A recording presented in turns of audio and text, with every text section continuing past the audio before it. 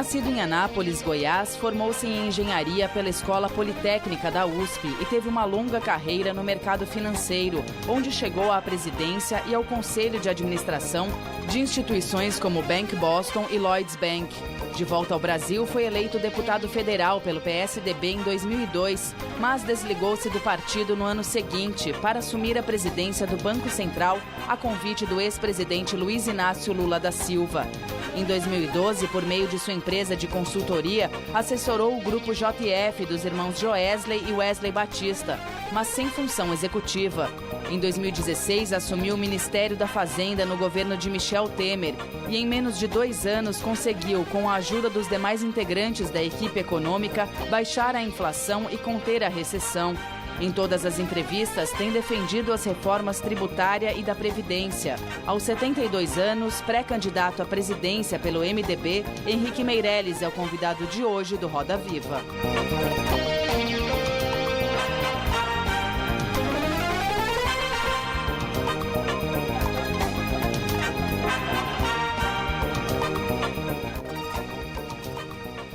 Bem-vindos a mais este Roda Viva, o mais tradicional programa de entrevistas da TV brasileira.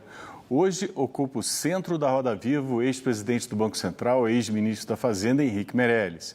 Estamos ao vivo em todo o país pela TV Cultura, pelas emissoras afiliadas, pelo nosso canal no YouTube e pela nossa página no Facebook. Para conversar com Henrique Meirelles, convidamos Vinícius Torres Freire, colunista do jornal Folha de São Paulo e comentarista do Jornal da Gazeta, Hélio Menezes, antropólogo e pesquisador do Núcleo de Estudos dos Marcadores Sociais da Diferença da USP, Andresa Matais, editora da coluna do Estadão, Carlos Melo, cientista político do INSPER e Milton Jung, âncora do jornal da CBN. E somos supervisionados e caricaturados em tempo real pelo nosso cartunista Paulo Caruso.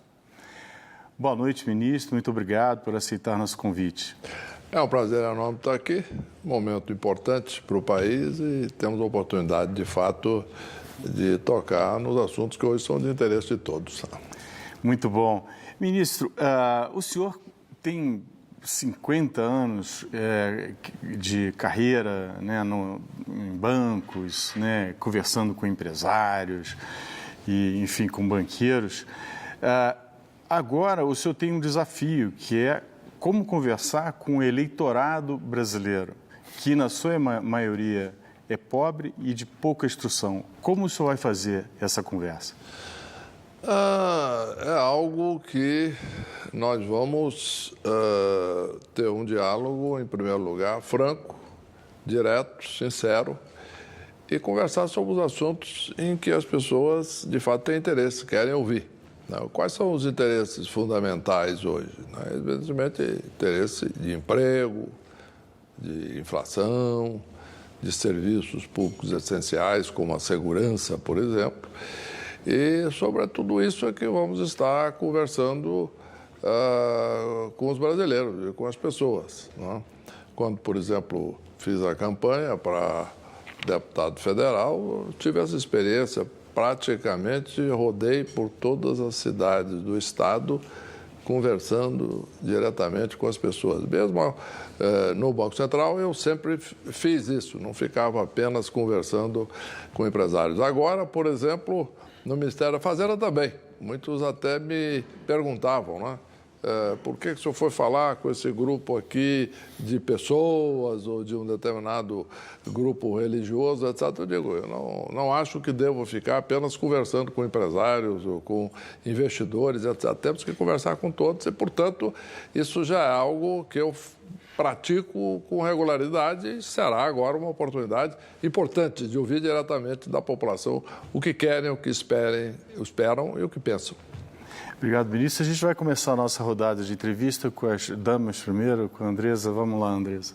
Boa noite, ministro. Ministro, o senhor escolheu entrar no MDB, talvez num momento difícil da história do partido, porque a cúpula do partido está bastante machucada aí pela Operação Lava Jato e outras operações. O próprio presidente Michel Temer, o presidente do partido Romero Jucá, os ministros Eliseu Padilha, Moreira Franco, enfim, a lista é extensa, eu ficaria aqui o programa todo citando. Essa opção do senhor, por que razão o PMDB MDB, agora até mudou de nome, o MDB. E como é que o senhor vai fazer para se apresentar como candidato desse governo? O senhor foi o ministro da Fazenda do governo Temer, o senhor saiu agora muito recentemente e fez o seu sucessor, sendo que a última pesquisa Datafolha, que a gente tomou conhecimento agora no final de semana, mostra, né, que o presidente Temer tem 81% de rejeição e as pessoas também não estão se sentindo confortáveis com a situação econômica do país. Então, na verdade, são duas perguntas embutidas. Por que o PMDB e com que PMDB o senhor vai governar? O Romero Jucá, por exemplo, vai ser líder do seu governo, ele já é líder de tantos aí outros. E como é que o senhor vai fazer para se dissociar dessa rejeição do presidente Michel Temer? Em primeiro lugar, Andresa, eu quero dizer que o MDB é um grande partido, né? Um grande partido da democracia brasileira, um partido que trabalhou no processo de redemocratização, tem presença nacional, né? Diretórios em 3.700 municípios, é um partido que tem, de fato, uma capilaridade nacional, né? Então, ele está instalado, funcionando, com representação em todos, basicamente, praticamente todos os grandes municípios brasileiros. Em dito isso, não há dúvida que existe todo um processo hoje, né, da justiça, de investigação e etc., e muitos políticos, líderes e empresários que estão acusados, estão se defendendo, etc., na justiça. Mas isso é de todos os grandes partidos brasileiros, né?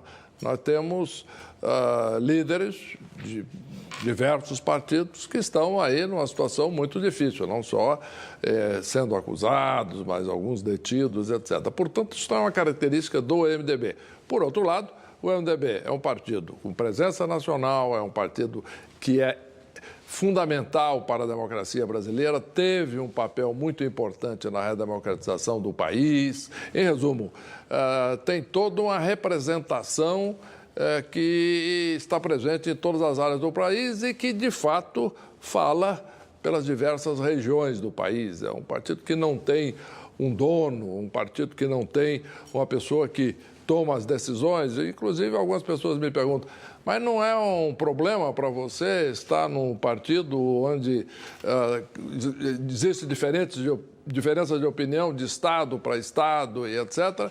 Eu digo, não, isso é uma vantagem do meu ponto de vista, porque isso me dá a oportunidade agora, por exemplo, viajando a todos os estados brasileiros, como estou iniciando agora todo esse processo, conversar com todos os diretórios do MDB, com as principais lideranças do Brasil inteiro. Isso não é conversar com uma cúpula e já resolveu, não.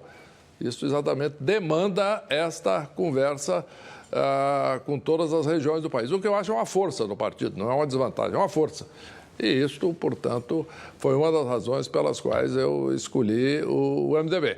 Quer dizer, é um partido que tem presença em todo o país, um partido forte, um partido que tem história, foi essencial na redemocratização do país e, de novo, vamos trabalhar junto. É uma questão agora de mobilizar e engajar o partido e os líderes no Brasil inteiro.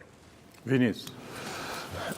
Candidato Meirelles e, muito recentemente, ministro da Fazenda Meirelles. O senhor estava prevendo, a sua equipe estava prevendo que a economia ia virar o ano crescendo trimestre contra trimestre anterior 2%. Chegou a prever 2,7%, mas disse que ia chegar a 2,5% no primeiro trimestre, a gente está crescendo 1,2%, metade. Taxas de emprego, com os dados sazonalizados, está mais ou menos estável desde outubro, novembro. Essa persistência de crise está criando revolta e impopularidade para programas ditos reformistas. Então, em primeiro lugar, o que deu errado? Que essa confusão de agora não bateu no primeiro trimestre. O primeiro trimestre foi ruim, independentemente de dólar, de caminhoneiro e o diabo. E agora a gente tem candidatos como o senhor que defendem um programa, em tese, reformista, liberal. Então, o que deu errado na economia? Que ela desacelerou, evidentemente, no começo do ano, deu errado, causou mais revolta. E como é que você vai defender esse programa? Você vai defender explicitamente esse programa de novo na campanha? O programa que você defendeu no Ministério? Com reforma da Previdência, teto de gastos, etc. Olha, em primeiro lugar, é importante dizer que o Brasil terminou o ano crescendo a esse ritmo um pouco acima de 2%. Quer dizer, o crescimento do final do ano sobre o início do ano foi de 2,1%. Portanto, mais ou menos no ritmo previsto. Ela entrou o ano, portanto, dentro do ritmo que estávamos prevendo. Agora... Entrou e caiu. Depois é que houve um certo arrefecimento, mas continua crescendo, em primeiro lugar. Isso é importante. Saímos da maior recessão da história, continua crescendo. Quer dizer, as previsões de crescimento caíram, né? Estavam aí, inclusive, acima de 2%, caíram um pouco. Isso é que é o fato. Agora, a questão é o porquê. Né? Você mencionou a questão da greve dos caminhoneiros, etc. Isso é um fator. Eu estou falando do primeiro trimestre, que é a questão da 1. Pois é, mas... Antes de dólar, de caminhoneiro. Eu sei disso. Mas já existiam alguns fatores que permaneceram. O caminhoneiro, de fato, foi depois e afetou, de fato, o crescimento do mês de maio, fortemente. Agora, o que aconteceu, portanto, neste período? Nós entramos num ano eleitoral, como, inclusive, já prevíamos que poderia acontecer no ano passado, né? Que no ano eleitoral você começa a ter uma preocupação de consumidores e de investidores com as perspectivas futuras. Isso é normal. Na medida que existem candidatos que estão propondo volta atrás, estão propondo reverter reformas que foram feitas ou até, inclusive, reverter toda uma série de políticas que foram a base dessa retomada da economia e da saída da recessão. Portanto, é normal que muitas pessoas comecem a se preocupar, sejam consumidores que iam comprar um equipamento, ou, por exemplo, um eletrodoméstico, uma geladeira, uma televisão financiado, fala, bom, eu não tenho mais certeza de que eu vou ter condições no futuro, então eu vou ficar mais prudente. Segundo, o fato de que os empresários também, muitas vezes, começam a ter mais cuidado nas suas decisões de investimento e também arrefece. Então, é absolutamente previsível, apesar de que é ruim para o país, para a economia, mas que as pessoas, então, tomando uma atitude mais cautelosa, isso venha influenciar a atividade econômica. Isso aí, evidentemente, que é uma coisa que você não prevê dentro de um crescimento normal da economia, levando em conta apenas os fatores macroeconômicos, que é o que nós estávamos discutindo antes. Agora, temos questões de ordem político-eleitoral que influenciam diretamente o comportamento das pessoas e, em consequência, a atividade econômica. Carlos. Ministro, boa noite. Eu vou pegar uma carona, tanto na questão da Andressa quanto do Vinícius. Eu sempre tive uma impressão a seu respeito que sou uma pessoa extremamente otimista e isso não é um defeito, não é?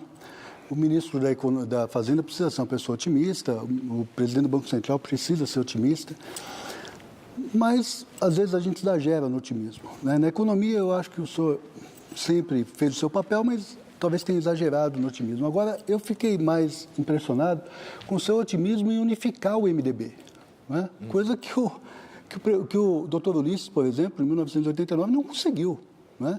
O MDB, na verdade, é uma federação de vários partidos de interesses muito distintos, né? A própria bancada é muito heterogênea e movido por interesses muito pragmáticos, que fazem parte do presidencialismo de coalizão. Então, a minha questão vai em duas direções. Primeiro, o senhor acha que mesmo vai unificar o MDB? Segundo, como que o senhor vai lidar com esse pragmatismo do Congresso Nacional que o senhor sabe como é. O senhor, como presidente do Banco Central, talvez tenha tido contato menor, mas como ministro da Fazenda, teve muito contato. Quer dizer, numa situação de teto de gastos, numa situação de aperto fiscal, não é? Onde a voracidade fisiológica não cessa, como que o senhor vai lidar com esse Congresso e com o MDB? Vamos por partes. Né? Em primeiro lugar, o MDB. Você disse bem que eu tenho um histórico de otimismo. Agora, esse otimismo tem mostrado dar resultados. E resultados esses que confirmam as razões para esse otimismo. Se nós olharmos, por exemplo, quando eu fui presidente do Banco Central, em que o país estava vivendo uma situação difícil, assumi com a inflação de 17% e demonstramos a confiança de que íamos controlar e o Brasil ia crescer. Isso aconteceu. A inflação foi para a meta, o país cresceu durante vários anos, gerou emprego, criou renda e etc. Quando assumimos o Ministério da Fazenda, o Brasil estava vivendo a maior recessão da história. Nós tivemos um país que tinha caído o PIB 5% em um ano. O desemprego estava em níveis históricos, etc. A inflação elevada, mais de 10%. Tinha chegado a esse pico. Então, tudo isso foi revertido. O país saiu da recessão. Nós estamos discutindo aqui o percentual de previsão de crescimento este ano, mas o país saiu da recessão e está crescendo, está gerando emprego. O ano passado foram gerados cerca de 2 milhões de novos empregos no Brasil. Então, em primeiro lugar, justifica-se todo esse otimismo, apesar de que a situação não está ainda como todos desejamos e a população ainda tem muito ainda a esperar do futuro. Por isso, inclusive, nos comprometemos agora com essa candidatura para continuar o projeto, porque foram criados 2 milhões de empregos, mas existiam 14 milhões de desempregados. Então, tem muita gente, grande parte dos desempregados continuam desempregados. Então, precisa de mais tempo para isso prosseguir. E a mesma coisa com todo, digamos assim, os problemas que o Brasil enfrenta. Isso é uma coisa que precisamos prosseguir numa política de enfrentamento e de resolução de todas essas questões, como fizemos no Ministério da Fazenda. O MDB, eu não acredito e não espero que haja unanimidade. Unanimidade, de fato, essa união, né, de todos e etc. Eu acho que, como já dissemos, é um partido diversificado, presença no Brasil inteiro, e eu acho que temos segurança de que esta diversidade toda é uma vantagem, né? Por quê? Porque dá força ao partido. O que precisamos é conseguir que a grande maioria do partido esteja engajada e trabalhando. Você usou o exemplo de 89. É um exemplo interessante, eu acho um exemplo emblemático. Por quê? Por uma razão muito simples. Veja, em 89, nós tínhamos uma inflação que chegou em determinados momentos a 1% ao dia. Em 3 dias, nós tínhamos uma inflação que era toda a inflação de 2017.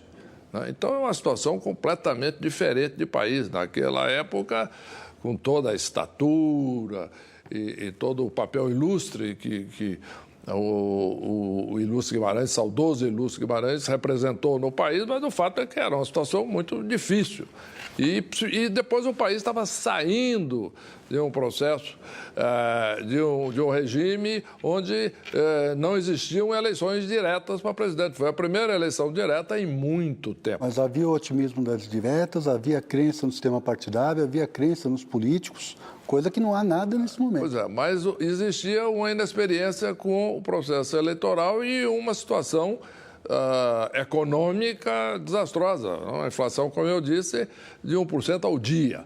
Tudo isso levou o quê? A uma experiência, como foi feita, né, com a eleição que nós tivemos em 89, que foi eleito alguém que não tinha nada a ver com esta experiência, com compromisso com o país, foi um aventureiro e na época nós tivemos o resultado que tivemos para todos e que terminou num processo de impeachment. Portanto, voltando ao que nós estamos dizendo agora, eu acho que agora a experiência é diferente. O país está crescendo, o país está criando emprego, independente de ter muito o que fazer, o que eu acho ainda reforça o nosso projeto de candidatura, em primeiro lugar. Segundo lugar, nós temos aqui um partido que tem compromisso com as suas respectivas regiões. Isso é verdade. Isso é bom, porque agora nós temos uma história e um projeto vencedor.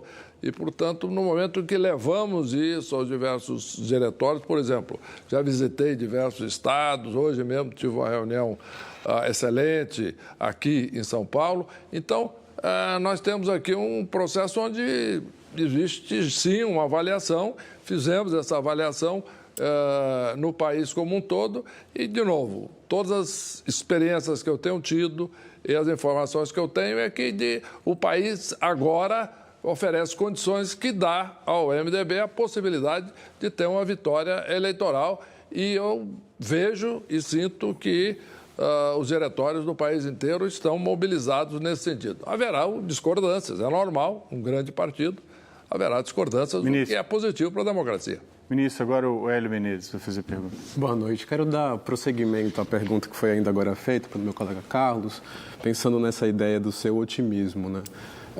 A última pesquisa de intenção de votos apontava cerca de 1% de intenção de votos para o senhor no processo eleitoral, que é o candidato do Michel Temer, atrelado ao governo naturalmente, presidente, por sua vez, que atinge a maior taxa de rejeição e impopularidade na história da República Brasileira, né? Atingindo 82% de impopularidade, um número que sequer Collor ou Dilma chegaram a atingir.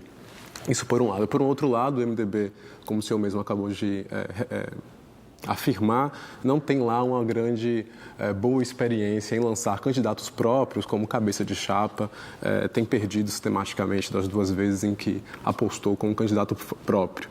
O que dessa vez te dá o otimismo para pensar que essa candidatura, que ainda não tem sido impulsionada, né, pelas intenções de votos, vá gerar uma eleição? E, especialmente tendo em vista, e eu embuto uma segunda pergunta, que os demais partidos que compõem a atual base do governo também têm tido seus próprios candidatos, não parecem querer abrir mão deles, e todos eles também estão patinando aí em aproximações bastante baixas de intenção de voto. Há uma possibilidade, portanto, o senhor tem refletido sobre a possibilidade de união com outros países e, de repente, submeter-se à vice-candidatura junto a alguma outra chapa? Isso é algo que vai acontecer no devido tempo. Isso não é um processo onde pode haver um acordo de bastidores, né, no início e já se fazer esta união. Durante o processo eleitoral, os próprios eleitores vão selecionando as suas alternativas. Isso vai levar naturalmente a uma convergência, o que eu acho o caminho natural. Penso ainda no primeiro turno, ministro? Pois não? Ainda no primeiro turno, o senhor acredita que possa ter uma convergência? Porque o senhor está admitindo, então, que pode desistir em mão de um candidato único do centro. Sim, nós vamos ter um avanço agora da pré-campanha e depois na campanha eleitoral que deverá dar uma visão, gerar uma visão mais concreta a todos das possibilidades reais de cada um. Aí sim, eu acho que naturalmente esse processo acontece. O que me dá razão para ter esta confiança e esse otimismo, além do que estamos falando, são as próprias pesquisas eleitorais, como inclusive você mencionou, Milton. O Hélio. Isso, foi o Hélio. Também. O Hélio mencionou, e você mencionou, vários mencionaram. Mas é o seguinte, o nível de conhecimento do meu nome é baixo, né? E entre aqueles que me conhecem, o percentual de intenção de votos é bastante elevado. Por quê? Porque se você olhar aquelas pessoas de fato que declaram que me conhecem, que sabem do meu histórico, etc., essas pessoas têm condições, de fato, segundo tenho pesquisas específicas mostrando isso, de fazer uma escolha em que o nosso percentual de voto nos leva ao segundo turno. E de 1% para quanto subiria nessas pesquisas preliminares? Entre aqueles que declaram que de fato me conhecem, que conhecem o meu histórico, que conhecem tudo aquilo que eu fiz, etc., e que estão bem informados, é algo que pode chegar ao redor de 20% ou mais, entre este grupo específico. Partindo da ideia de que com o programa eleitoral todos vão ter esse nível de conhecimento, eu acho que é uma perspectiva muito sólida. de que isso pode levar a um crescimento. Inclusive, as pesquisas qualitativas que eu fiz, onde você seleciona grupos do Brasil inteiro e faz uma aproximação dos programas eleitorais de televisão, como fizemos, por exemplo, mostrando os diversos candidatos, inclusive mostrando a minha história, o percentual de intenção de votos entre aqueles que não me conheciam antes, mas depois de conhecer passa a ser bastante elevado, superior, como eu disse, inclusive, a esse patamar de 20%. Portanto, eu tenho bastante segurança nas indicações de que há uma oportunidade e uma grande chance de vitória.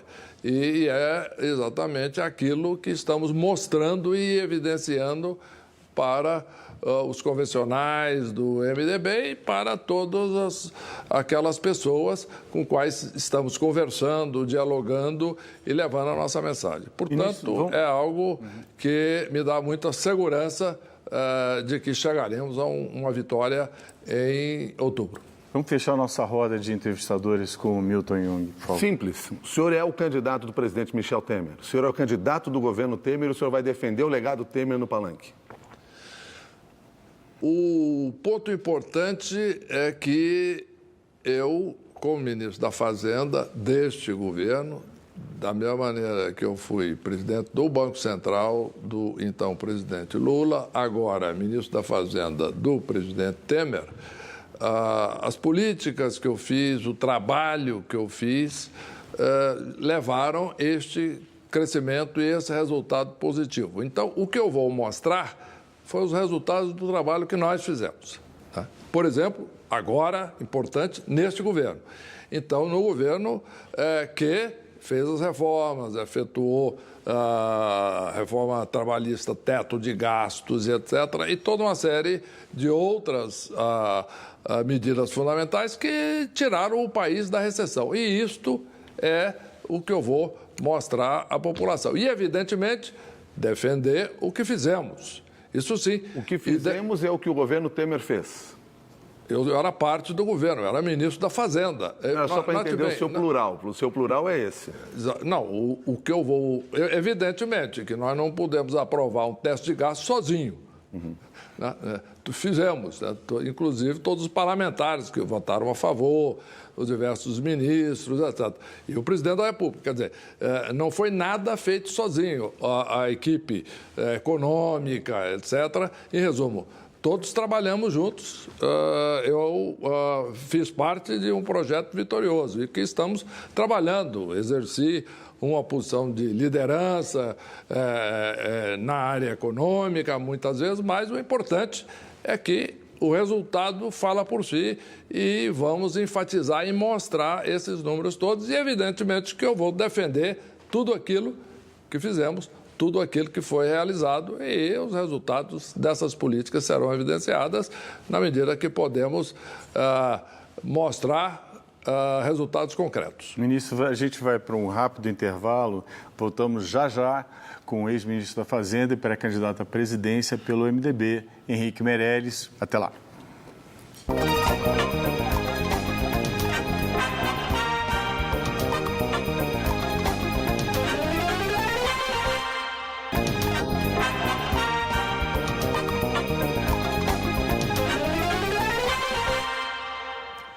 Estamos de volta ao vivo com o ex-ministro da Fazenda e pré-candidato à presidência pelo MDB, Henrique Meirelles.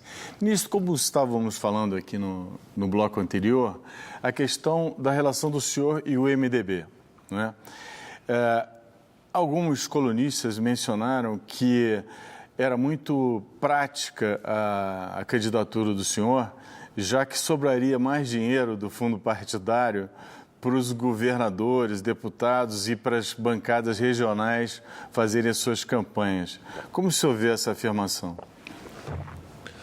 Olha, é uma afirmação que é a opinião de cada um, afirmação natural. O que eu pretendo fazer, isso sim é o importante, que é a essência da questão. Em primeiro lugar, existe esse mecanismo hoje disponível na legislação, que é esta vaquinha virtual. Estamos montando isso. O senhor não pretende usar fundos próprios na sua campanha? se necessário, sim, estou disposto a isso e vamos fazer, sim, a chamada vaquinha virtual, né, todo esse processo que existe, e temos confiança de que pode daí surgir uma fonte relevante. Mas também tenho condições e estou disposto, é o meu compromisso, inclusive, com o país, de colocar recursos meus, de trabalho, de esforço, de experiência à disposição e também, se for necessário, também recursos para a campanha, tudo dentro da lei, da ordem, como sempre fiz na minha vida toda. E, de novo, tentando e fazendo todo o esforço possível para fazer a arrecadação a mais diversificada possível, com o maior número possível de pessoas. A partir daí, vamos completar, sim, o que for necessário para fazer uma campanha que permita a todos os brasileiros fazer a sua opção, tendo todas as informações que tem o direito de ter. Ministro, falar um pouco de saúde. O senhor vai ser ministro, você pretende ser presidente da República. Sou o principal proponente do teto de gastos. Se der tudo certo, teto é a limitação do crescimento de gastos do governo federal. Se der tudo certo com o teto, se tiver reforma da Previdência, se tiver reestruturação do Estado e o diabo a quatro, o teto não cai. Mas uma despesa como a saúde dificilmente vai aumentar nesse esquema, especialmente nos próximos 3, 4 anos. Assim, agora, pensando nisso e pensando nas suas ideias de fundo, o senhor é a favor de financiamento de SUS, de saúde pública universal, ou um sistema que divida, que trate os mais pobres pelo SUS e que comece a exigir de alguma maneira que os mais ricos comecem a pagar? Porque isso era uma ideia que que era ventilada na equipe econômica durante a proposição do teto. Quer dizer, no final das contas, a gente vai ter que reservar o SUS para mais pobres e não vai ter para todo mundo. E com o teto de gastos nessa situação que está, nos próximos 4 anos, provavelmente alguém vai pensar nisso. O senhor pensa nisso? O importante é mencionar que o teto é um teto por gastos gerais. Ele não define um teto para, por exemplo, a saúde. Está tudo apertado, vai ser difícil manter, inclusive, o que tem a saúde. Não, existe um piso para a saúde definido pelaquela emenda constitucional. Sim. Né? Então, e não haverá espaço, inclusive, para cair, porque está próximo do piso. Então, é importante mencionar esse aspecto, porque muitas pessoas dão a entender que existe um teto para a despesa de saúde e educação. Não, é o contrário, tem um piso.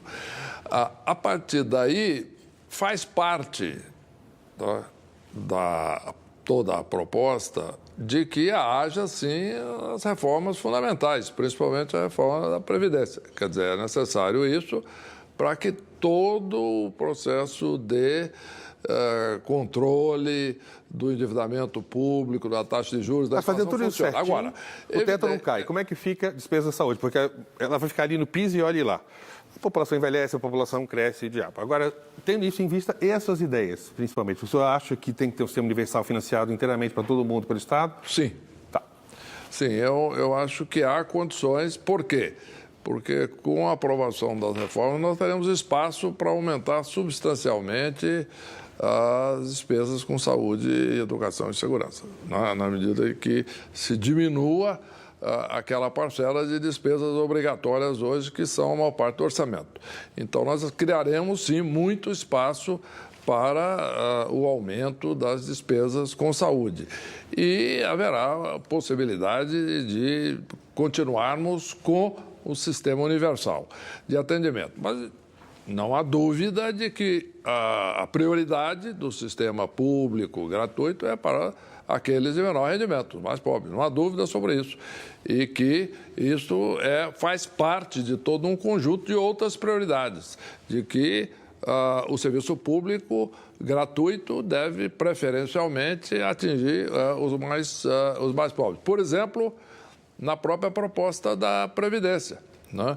Onde aqueles que ganham mais, por exemplo, do serviço público, farão uma contribuição para um fundo especial e etc., deixando de existir essa situação onde aqueles que ganham pouco financiam e pagam a previdência daqueles que ganham muito. Só para Ministro, agora, o senhor se arrependeu de ter aprovado a PEC do teto antes começou a perguntar. Vai lá, por favor.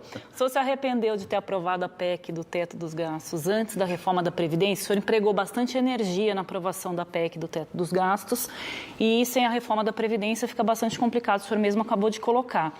É muito mais fácil para o próximo presidente reunir votos para derrubar a PEC do teto do que aprovar a reforma da Previdência, que é um assunto bastante espinhoso. Então, como é que o senhor vê, assim, o senhor acabou arrumando aí um problema, né, se o senhor for eleito presidente da República para resolver, porque vai ter que reunir voto para aprovar a reforma da Previdência, senão vai ficar aí encalacrado aí pela PEC do teto dos gastos, né?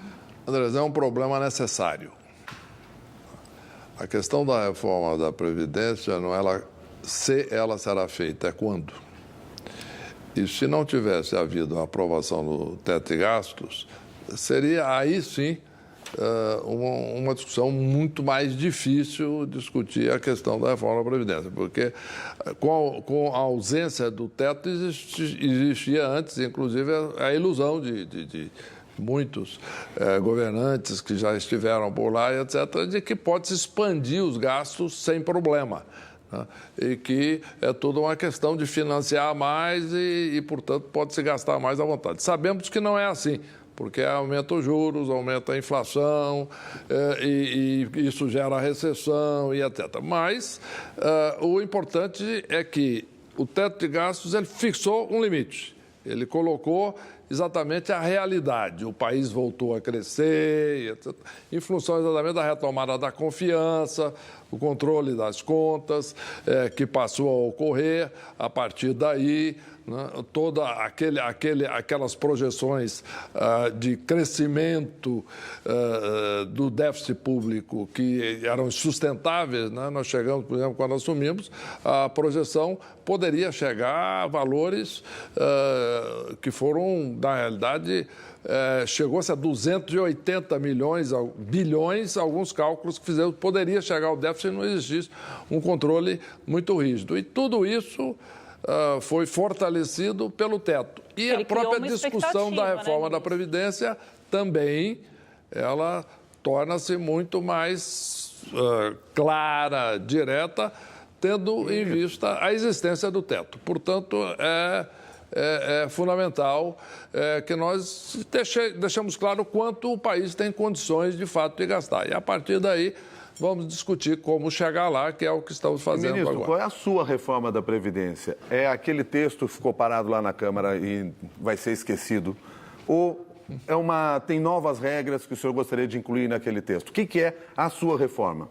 Olha, nós apresentamos uma proposta e esta proposta foi discutida no Congresso, foi negociada, eu próprio estive no Congresso conversando com parlamentares, tive uma série de reuniões de 4, 5, 6, 7 horas de duração, com grande número de parlamentares, etc. E aquilo já foi objeto de um acordo que está dentro do que é suficiente, isto é. Mas era para aquelas condições ali, até de nível de negociação. O senhor, sendo presidente da República, um novo Congresso, já tem o poder, inclusive, de apresentar um texto. Que texto seria esse? O texto que foi apresentado foi aquele texto que eu, na época e hoje, penso ser o adequado e o correto para o país. Eu não apresentei um texto que era... Teve muita crítica popular. As pessoas, parece, ou não entenderam ou não aceitaram. Não, nós estamos falando de duas coisas opostas agora. Uma coisa é o texto que é bom, necessário para o país. O texto que foi apresentado já foi assim. Ele não foi feito, digamos, não é possível, então vou fazer um texto agora menor do que o necessário. Não, o texto é exatamente aquilo que é necessário para o país. E foi negociado nesses termos e chegou a uma proposta que acho adequada. Muito bem. E, dito isso, nós temos a questão da aceitação popular. É verdade que, num primeiro momento, a grande parcela da população não aceitou, o que eu acho absolutamente normal. Se chegar para alguém, chegar para você, chegar para mim, dizer, você é favorável a te retirar um direito? Pela reação da pessoa, não. Por quê? Por que você falou? Muito bem. Quando se mostra evidências e dados concretos da atual situação, por exemplo, os 20% de menor renda da população não têm condições de completar 35 anos de contribuição com carteira assinada. Portanto, essas pessoas de menor renda, na sua grande maioria, já se aposentam com 65 anos, que é a aposentadoria por idade para homem na Constituição de hoje. Estas pessoas, com a aprovação da reforma, nos primeiros 2 anos após a reforma, se aposentarão com a idade mínima de 55 anos. Portanto, serão, na realidade, beneficiadas. E é um dos aspectos. A questão da igualdade, digamos, da desigualdade atual, tá certo? Que hoje não existe esta justiça. É uma questão de... nós temos hoje grandes aposentadorias e aposentadorias muito pequenas para a grande maioria da população. E, ao mesmo tempo, você tem um problema de idade. Quem se aposenta com idades elevadas, com idade baixa, com valores elevados, são aqueles que têm salários maiores. Portanto, na medida em que se leve à população todas essas informações, mas a o população governo levou, fez campanha, foram dadas várias entrevistas, o senhor falou várias vezes, ministros do governo Temer falaram, mas parece que não convenceram as pessoas de que elas não perderiam os seus direitos. Eu posso complementar, Milton, por favor? Eu posso só terminar? Pois não. Por favor. Só para completar esse ponto, houve um aumento muito grande da taxa de aprovação. Agora, com o presidente eleito por voto direto, conduzindo uma campanha de esclarecimento, a população é sábia.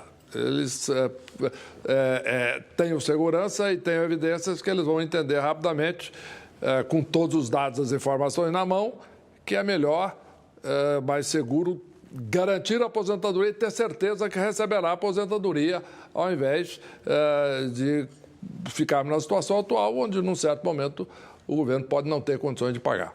Ministro, dentro desse contexto, a pergunta que a Andressa fez para o senhor respondeu do ponto de vista técnico, econômico, razoável, mas a pergunta dela foi política. Quer dizer, o governo ele queimou capital político, né, antes com a reforma do teto, deixando a reforma mais difícil, mais complicada, que era da Previdência, para depois, quando esse capital político naturalmente seria menor. O governo não dramatizou o período da interinidade do presidente Temer para colocar essa questão. Então, o governo, a parte do projeto, cometeu uma série de falhas do ponto de vista do timing político. E tem uma outra questão também, que é o que o Milton está colocando. O governo demorou para fazer um enfrentamento em relação aos privilégios que existem hoje no sistema previdenciário. O governo ficou durante muito tempo acreditando que o Congresso faria, pela dinâmica própria do Congresso, não fez um embate de opinião pública e também não enfrentou corporações que são os maiores privilegiados desse processo dessa desigualdade que a Previdência traz ao Brasil.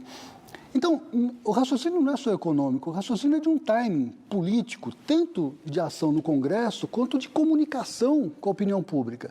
O senhor vai ser presidente da República, se for eleito, evidentemente.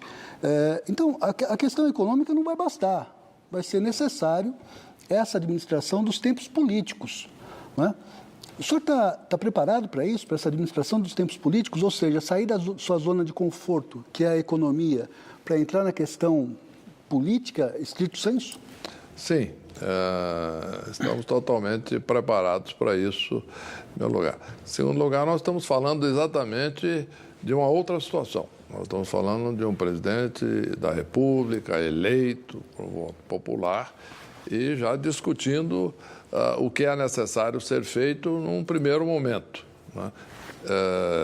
E não vai ser apenas discutir as reformas fundamentais, particularmente a reforma da Previdência. Não, existe toda uma ação de crescimento, desenvolvimento, de criação de emprego, de controle da inflação, etc., que vai dar base para toda uma discussão com a população sobre o que é interesse das pessoas e do país. E aí vai ser fundamental, independente da discussão do que foi feito, do que não foi feito, etc., do ponto de vista de comunicação no passado, nós temos agora a grande oportunidade de mostrar com clareza isto. Quer dizer, em primeiro lugar, a questão da desigualdade entre os diversos contribuintes da Previdência Social, né, desde aqueles que têm salários elevados e que têm direito a aposentadorias elevadas, até a questão de tempo de contribuição. Portanto, tudo isso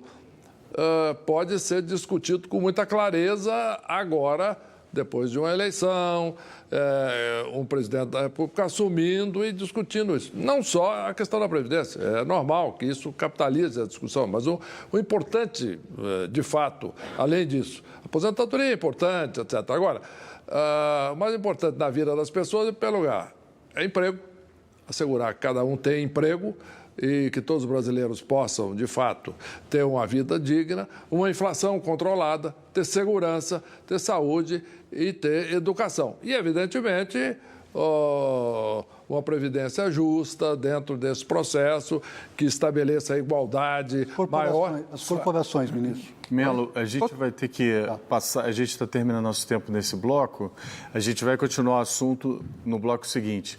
Rapidinho, um rápido intervalo e voltamos já já com o ex-ministro da Fazenda, pré-candidato à presidência pelo MDB, Henrique Meirelles. Não saia daí, voltamos já já.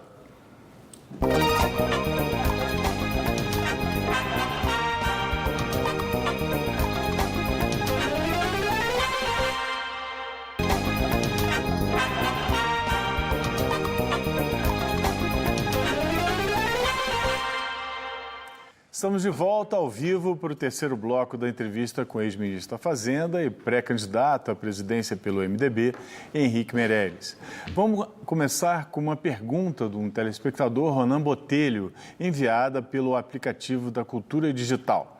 Você também pode gravar sua pergunta e enviar para os próximos candidatos do Roda Viva. Vamos lá. Considerando, Henrique, que as empresas públicas em 2017 deram quase 40 bilhões de reais de prejuízo, gostaria de saber qual vai ser a sua política de privatização caso venha a ser eleito. Obrigado pela pergunta. É uma oportunidade de dizer que esta é uma das coisas importantes que se pode fazer para não só enfrentar essa questão do déficit que estavam discutindo antes, né, e do teto, etc., porque é evidente que no momento que as empresas públicas vão dando prejuízo, em um certo momento é necessário haver uma capitalização por parte do governo federal que gera despesa. Portanto, empresas públicas bem administradas, em primeiro lugar, garantem o melhor serviço para a população, em segundo lugar, garantem também melhores resultados para o governo. Mas a privatização, em algumas situações, é muito importante. E aí é uma questão, como fizemos, por exemplo, e participamos dos estudos, no caso da Eletrobras, de fazer uma proposta adequada para aquela companhia e para o setor. No caso da Eletrobras, por exemplo, foi um projeto que está em discussão e andamento no Congresso de capitalização da Eletrobras e do setor elétrico, mantendo a participação da União, mas aumentando muito a participação de capitais captados principalmente através da Bolsa de Valores, aí, de milhares de acionistas. Nesse caso específico, assegurando, inclusive, especificamente de que não exista a possibilidade de nenhum grande grupo privado comprar a Eletrobras e assumir o controle da energia no país. E, portanto, é necessário, no caso, e foi assegurado pelo próprio projeto uma diversificação, que a entrada de capitais ela é disseminada entre diversos acionistas e mantendo a participação da União, mas garantindo, primeiro, capital. Segundo, uma gestão profissional. Portanto, tudo isso é um exemplo do que nós estamos falando, de uma melhor gestão do patrimônio público, inclusive, sim, dentro deste processo de abertura de capital, de entrada de recursos privados e etc., mas sempre com a garantia de que o serviço público estará em primeiro lugar e que a capacidade da empresa de ser bem administrada e se expandir e cada vez mais ter melhores condições de prestar serviços com menor custo e maior qualidade aumenta. Ministro, tem um assunto que me parece bastante urgente e, ao mesmo tempo, muito pouco comentado dos debates eleitorais, pré-eleitorais que estamos vivenciando. Segundo o estudo divulgado pelo Mapa da Violência, cerca de 30 mil jovens são assassinados no Brasil entre 15 e 29 anos. 8 entre 10 desses jovens são jovens negros das periferias do Brasil. É evidente e, ao mesmo tempo, muito pouco comentado que estamos assistindo a um verdadeiro genocídio de uma geração de negros neste país. Caso eleito, o que o senhor pretende, como pretende acabar com essa taxa vergonhosa de que a cada 23 minutos um jovem negro é assassinado no Brasil? De que maneira? Como se enfrenta esse problema que é estrutural, persistente e ainda tão pouco debatido? Em primeiro lugar, eu devo dizer que concordo de que é uma situação absolutamente inaceitável. Vou além, uma coisa chocante e os quadros, esses próprios números que você descreve, mostram a situação em algumas ocasiões específicas de barbárie. Quer dizer, não é possível o país conviver com uma situação dessa, né? Existem países, inclusive, que passaram por situações de guerra e que não tiveram a taxa e o número de mortalidade como tem o Brasil. Então, nós estamos vivendo uma guerra interna, né, contra a violência, contra o crime, e é importante, então, o país se mobilizar para isso. Como? E aí é a sua pergunta. Nós temos que equipar as polícias dos estados. Para isso é necessário a economia crescer. Crescendo a economia, aumenta-se a arrecadação dos estados, municípios, além da União. Os estados que financiam, pagam as polícias, terão recursos, em primeiro lugar, para contratar policiais. Existem muitos estados que há um longo tempo não contratam policiais e o efetivo das polícias é muito menor do que o necessário. Às vezes 20%, 30%, 40% do que era há alguns anos atrás. Portanto, tem que se contratar policiais, só para terminar, contratar policiais, equipar as polícias, ter um serviço de informação nacional adequado e depois policiamento de fronteiras para evitar contrabando, que é fundamental, principalmente contrabando de armas, tudo isso conjugado com uma política de aplicação da justiça, isto é, e prevenção. Não se pode permitir que jovens sejam assassinados dessa maneira ou qualquer um, sejam pessoas de qualquer idade. Agora, quero deixar claro um ponto.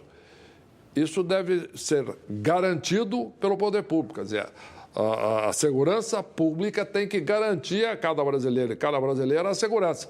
Isso não pode ser a tentativa de se resolver isso, por exemplo, distribuindo armas às pessoas que cada um vai se defender no meio da rua trocando tiro. Quer dizer, não é por aí. Nós temos que ter, de fato, uma política em que o poder público assegure a segurança, né, mediante equipamento, treinamento, informação, isso é absolutamente crítico, que haja uma rede de informações do Sistema Público Federal que tenha essa estrutura visando permitir que todas as polícias hajam, as forças federais também e policiamento de fronteiras e também negociações muito sérias com os países limítrofes. Ministro, mas tem um detalhe específico nessa história que eu acho que é importante ser colocado em perspectiva. Quando eu falo que 8 entre 10 dessas vítimas são jovens negros da periferia, das periferias do Brasil, é que 77% das vítimas de violência policial são jovens negros da periferia. E parece um pouco contraditório quando pensamos, a partir da sua proposta, de que a saída seja mais dinheiro para a polícia, aumentar aumentar o contingente policial. Sem controle de armas, sem uma reforma específica da polícia, essas propostas não soam um pouco contraditórias, tendo em vista este quadro? Da cultura policial no Brasil. Bom, eu acho que as duas perguntas são relacionadas. Pois não. Eu falei em treinamento. Eu falei em informações. Então, treinamento significa, não treinamento meramente de técnica, de uso de equipamentos, etc. Treinamento, exatamente, significa também a mudança, se necessário, da cultura. Uma cultura de proteção das... Você acha que não é necessário? É necessário, acho que é necessário. É absolutamente fundamental. O que eu estou dizendo é que o treinamento, quando nós falamos, o treinamento envolve uma questão cultural, né, também. Então, nós temos que ter esta questão enfrentada diretamente. Quer dizer, a solução não é não ter policial na rua, porque os policiais hoje, muitas vezes, não estão totalmente preparados ou com a cultura adequada. Então, é importante ter policiais na rua, em primeiro lugar. Segundo, bem treinados e com atitude adequada e tendo todas as condições de trabalhar. Agora, um outro fator importante também, você mencionou, é absolutamente crucial que haja geração de emprego, geração de renda, para que o jovem tenha oportunidade de trabalho e não fique numa situação em que seja uma contratação fácil pelo crime organizado por desemprego, por problemas, etc. Então, nós temos que dar oportunidade de trabalho e, antes disso, de estudo, de educação para os jovens. A partir daí, sim, além disso, nós temos também o trabalho de informação e o trabalho de polícias bem equipadas e bem treinadas. Falar em política pública, a gente podia tentar fazer um pinga-fogo, uma coisa mais rápida para as pessoas terem mais ideia de mais coisas que o senhor pensa. Por exemplo, primeira coisa, o senhor falou em desigualdade dos gastos do Estado. Entre 1/4 e 1/5 do orçamento federal vão para gastos com previdência e salário de funcionalismo. O senhor acha que tem que reduzir aí? 1. 2. O senhor é a favor de que as universidades públicas cobrem mensalidade? Desculpe. As universidades públicas cobrem mensalidade. Primeiro, as primeiras duas, só para o pessoal ter uma ideia, mas uma resposta mais papum. E a terceira, o senhor está falando de privatização, era a socialização de prejuízo. O governo, por exemplo, deu aumento para servidor, o governo fez refis, o governo deu perdão de dívida para ruralista, para o Diabo 4, e agora o governo vai pagar o aumento do diesel para as pessoas. O senhor é a favor disso? Então, são 3 perguntas. 1, funcionalismo está gastando demais? Estão gastando demais com funcionalismo? 2, o senhor é a favor de cobrança de mensalidade na universidade pública? 3, o que o senhor acha dessa socialização do custo do diesel? É uma coisa papum. Tá, pois não. Em relação à primeira pergunta, você mencionou previdência e custo de funcionalismo. Salário, exatamente. Bom, a previdência eu já falei. Não tem dúvida. Sim, salário. Não tem dúvida que é fundamental. Se não aprovar, o resto não funciona. Porque eu estou falando de funcionalismo público, salário. Deixa eu responder pela Previdência. Isso é avassalador, quer dizer, o crescimento. A questão dos funcionários públicos também. Nós temos que controlar isso, como inclusive é importante mencionar o que já aconteceu no passado, de que o aumento de funcionários, muito discutido, etc., que foi objeto de toda essa controvérsia em 2016, era resultado de acordos assinados, etc., pelo governo da Dilma, que assinou e contratou e isso é objeto de acordos, etc., feito pelo governo, pelo sindicato dos funcionários, etc. Então, isso era um assunto já, digamos assim, completamente solidificado. E o que é necessário, portanto, a partir daí não houve. Então, isto é uma coisa que precisa ser absolutamente colocada com clareza. E também nós tivemos a questão de outras coisas, cargos comissionados que foram eliminados, tudo daquilo que era importante e possível fazer. Atrás, ministro, a gente quer saber para frente, o senhor como presidente. Não, ele perguntou não é isso, sobre a questão... Mas agora para frente, o gasto é pesado. Agora eu estou chegando... Joga a bola para frente. Eu estou chegando exatamente onde você quer dizer. Perguntando, olhando para frente. Olhando para frente, primeiro, voltando ao ponto, reforma da Previdência é fundamental, porque isso vai eliminar o avanço dos gastos da Previdência. Segundo, não há dúvida que a melhora da gestão do Estado e tudo isso que estamos propondo vai ter como resultado o controle da expansão das despesas com o gasto de manutenção da máquina, que é o gasto do funcionalismo e etc. Então, tudo isso será objeto de um processo de gestão, que é exatamente o que estamos propondo e estamos dando como base todo o trabalho e todo o nosso histórico de gestão eficiente, gerando resultados, etc. Esse é a essência do projeto.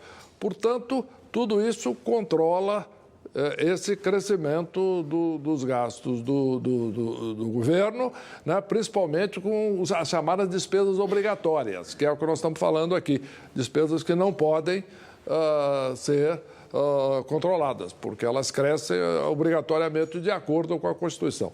Controlado isso, sim, nós podemos fazer a gestão dos recursos públicos de uma forma eficiente. Universidade pública. Universidade pública, uma coisa papum. Então vai ter 17 segundos. Ela completou a pergunta. Tá certo? Então, agora, voltando à sua. Em relação à questão, a segunda questão, que é a universidade pública, etc. Eu, de fato, penso que a pessoa que tem com todas as condições de pagar e etc. pode e deve fazer a sua contribuição dentro de uma avaliação séria, como inclusive já existe hoje o próprio projeto do FIES, etc., e outros que fazem o contrário, quer dizer, financiam na universidade privada aquele que não tem condições de pagar. Mas eu acho que é parte importante de tudo isso, exatamente a contribuição de todos. E a conta do diesel? Saúde, porque com relação à saúde, o senhor falou que a conta do diesel, sim ou não? A conta do diesel que agora passou para o Tesouro Nacional. A conta do? Diesel. A negociação da greve do caminhonaço. Sei. E o governo socializou o prejuízo. Socializou a conta do diesel que eles não estavam conseguindo repassar. Você é a favor ou contra? Olhando à frente, tá certo? O que é que eu vou fazer? Por quê? Porque esse é um problema que não vai acabar. Só para deixar claro isso. Não é um problema que aconteceu e nunca mais vai ocorrer. O preço do petróleo sobe e desce o tempo todo no mercado internacional. E pode subir de novo várias vezes. Então, isso é um problema recorrente. E nós temos que ter uma solução definitiva para esse problema. Então, qual é a solução disso? E aí vamos na base. Se o preço do petróleo sobe, o governo brasileiro não pode controlar o preço internacional do petróleo. Ponto. Isso é um dado da realidade. Nós não podemos mudar isso. Podemos não gostar, mas não vamos mudar. Sobe, desce, temos que conviver com isso. A Petrobras tentar pagar isso, subsidiando o preço da gasolina, do óleo, etc., do diesel, o governo anterior já mostrou que leva a desastre. Quer dizer, quebra a Petrobras e não resolve o problema. Então, nós temos que fazer este ajuste, sim, para amortecer o preço de variação, o preço do combustível na bomba, através de uma proposta que eu já apresentei durante esse processo todo, e já coloquei em discussão, e que é uma parte do nosso projeto, que é a criação de um fundo de estabilização do preço do combustível, que quando o preço cai muito, você pode capitalizar esse fundo através do tributo, e quando o preço do petróleo sobe muito, você pode aí sim automaticamente diminuir o valor dos impostos, estabilizando os preços e usando recursos do fundo, portanto, sem ter o gasto público. Então, eu acho que o gasto público a longo prazo, sem ter déficit. Que tributo, ministro? Oi? Que tributo alimentaria esse fundo? O tributo pode ser o PIS, COFINS, o CID, etc. O problema não é o tributo, é o montante. Só não criaria nada para poder... Não, você pode aumentar a alíquota quando o preço do petróleo cai muito e, portanto, você, sem aumentar o preço da bomba, na realidade caindo, inclusive, o preço da bomba, você pode capitalizar o fundo. Quando o preço do petróleo sobe muito, você pode assegurar a estabilidade do preço da bomba usando este fundo para compensar uma queda, aí sim, dos impostos e mantendo, portanto, o orçamento da União sem sofrer as consequências disso. Portanto, é um fundo que estabiliza o preço na bomba. E isso é possível fazer. Ministro, e quanto ao frete? Essa intervenção no frete não vai exatamente contra tudo o que o senhor sempre pregou na economia? Eu sou favorável à livre competição, né? E acho que é esse o caminho que devemos seguir. E não foi um erro isso que se fez agora? Ou era a única saída? Bom, tinha um problema objetivo, né? Que era uma crise que o país estava pagando o preço. E a continuidade desta crise geraria um prejuízo a todos. As pessoas, na sua capacidade de se locomover, como todos vivemos isso, para o país, pela queda da atividade econômica, para o governo, pela queda da arrecadação. Então tinha que achar uma solução ali. Agora, o que nós temos que olhar para frente. Olhando para frente. O senhor assume a presidência, o senhor acaba com essa tabela do frete. Não, assumindo a presidência e a presidência, e também resolvendo a questão da Previdência, nós vamos enfrentar esse problema assim, mediante a estabilização do preço do combustível, mediante o mecanismo que eu citei, e como consequência natural nós não teremos essa crise de questões de preço de frete. Agora, uma outra coisa importante que eu quero mencionar, que está sendo pouco discutida. Uma das razões desta discussão toda e do problema dos caminhoneiros é o excesso de caminhões. Nós temos, pelo governo anterior, que foi feito aí um financiamento excessivo para desovar produções e estoques da indústria, né? E que empurraram caminhões a taxa de juros muito baixa e nós temos aí um excesso de caminhões em circulação, muito mais do que é necessário hoje. E isto é um problema, de fato, a ser resolvido. Quer dizer, nós temos que olhar. É evidente que com o crescimento do país, o crescimento então da demanda, vai equilibrar. Ministro, agora a gente vai fazer mais um intervalo. Voltamos já com o ex-ministro da Fazenda e pré-candidato à presidência pelo MDB, Henrique Meirelles. Até daqui a pouquinho.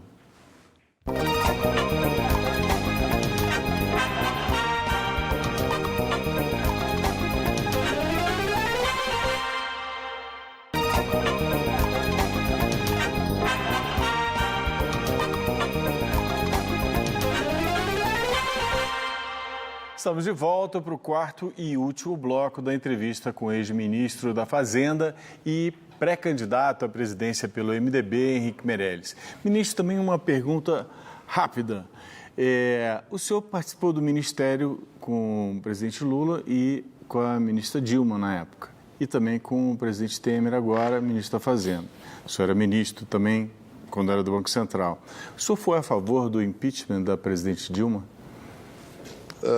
Sim, na época julguei que existiam razões suficientes e adequadas para isso. Não me pareceu uma decisão que deveria ser tomada politicamente. Uma decisão baseada em questões objetivas, principalmente relacionadas àquelas questões da lei da responsabilidade fiscal e etc. Portanto, olhando criteriosamente tudo aquilo, eu julguei que era uma ação adequada. Portanto, fui favorável, sim. Ministro, primeiro uma observação, depois uma questão. Primeiro é o seguinte, o senhor disse que é a favor de uma política focalizada para a educação, mas em relação à saúde, o senhor falou em uma saúde universal, né? Por que um sim e o outro não? Por que não pode ser focalizado também na saúde? Esse é o primeiro ponto. O segundo ponto, para o senhor desenvolver, é o seguinte, o senhor, pelo que a gente ouve, o senhor tem um sonho de ser presidente da República há muito tempo e ele é legítimo. O senhor saiu da vida privada para a vida pública com essa, não vou chamar de pretensão, com esse sonho. E é legítimo. Então, faz muito tempo que o senhor pensa nisso. Então, eu queria ouvir o senhor falando um pouco de cultura nacional. O que é o Brasil para o senhor, além da economia? Né? A parte da economia, na verdade, vou lhe tirar da zona de conforto, a parte da economia. O que é o Brasil? O que é, por exemplo, essa desigualdade que o Hélio colocou aqui, que não está em falhas de mercado apenas, está na formação do Brasil, está num processo histórico que levou a isso. Qual é a sua concepção de Brasil, não é? Do ponto de vista cultural, do ponto de vista humano, enfim, essas duas questões. E acrescentando a pergunta do Carlos Melo, nós sabemos desse sonho do senhor também, qual é a medida dos sonhos? O que o senhor, assim, gostaria de fazer para resolver os problemas do Brasil? Assim, tem algumas coisas que o senhor quer fazer. Vamos começar pelo Brasil que queremos ter, onde queremos chegar, né? E depois vamos falar sobre exatamente a trajetória. O Brasil precisa ser um país que seja mais igualitário, um país que exista menos desigualdade social, portanto, em que a educação oferecida garanta, de fato, a todos esse acesso, que não só a saúde também, mas que as pessoas tenham todos um nível de rendimento digno e uma oportunidade de trabalho. Tem educação para ter maior qualificação e oportunidade de trabalho. Mas então, é um país... Eu quero saber o entendimento que o senhor tem hoje do Brasil. Então, eu vou, em primeiro lugar, dizer isso. Se quiser, é um país, o país que esperamos ter. Quer dizer, e que vamos trabalhar para chegar lá. É um país, em primeiro lugar, que oferece emprego a todos, que oferece um padrão de vida elevado a todos, que oferece segurança, que oferece saúde e também oportunidade de educação para todos, de maneira a que seja um país com condições de vida melhores. Além do mais, né, falando agora que país que nós temos, como é que eu vejo o país?